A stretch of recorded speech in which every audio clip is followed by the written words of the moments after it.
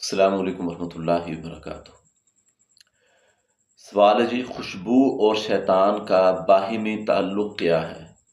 ان کی خوشبو لگانے سے کیا انسان کے ساتھ شیاطین چمٹ جاتے ہیں یا جنات ان کو تکلیف دیتے ہیں؟ آئیے حدیث پڑھتے ہیں۔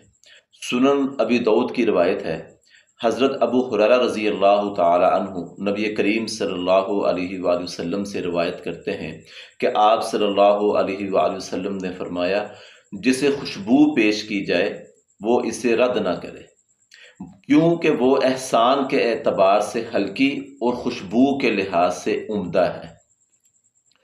تو جن بھائیوں کے ذہن میں یہ ہے کہ خوشبو لگانے سے شیاطین جو ہے نا، وہ جنات جو ہیں وہ چمٹ جاتے ہیں یا وہ تکلیف دیتے ہیں، تو معاملہ خوشبو کا نہیں ہے، معاملہ ہے ہماری کمزوریوں کا، ہماری کوتاہیوں کا، ہماری لاپرواہیوں کا، جو ہم نے اذکار کی صورت میں چھوڑ دی ہیں۔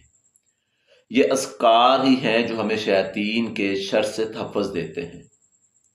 کیوں؟ خوشبو تو ایسی چیز ہے، اس کی خصوصیت تو یہ ہے کہ فرشتے اس کو پسند کرتے ہیں اور شیطان اس سے دور بھاگتے ہیں، کیونکہ شیطان جو ہے اس کی پسندیدہ جو چیزیں ہیں وہ تو مکروہ ہیں، بدبودار ہیں، جن کو شیطان پسند کرتا ہے۔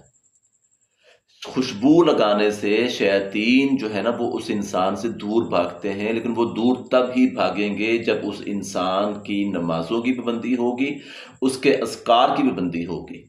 اور جب وہ اذکار نہیں کرے گا، نمازوں کی پابندی کو نہیں کرے گا، تو پھر وہ کہتا رہے کہ جی میں نے خوشبو لگائی تھی تو شیاطین میرے ساتھ اٹیچ ہو گئے، تو معاملہ خوشبو کا نہیں ہے۔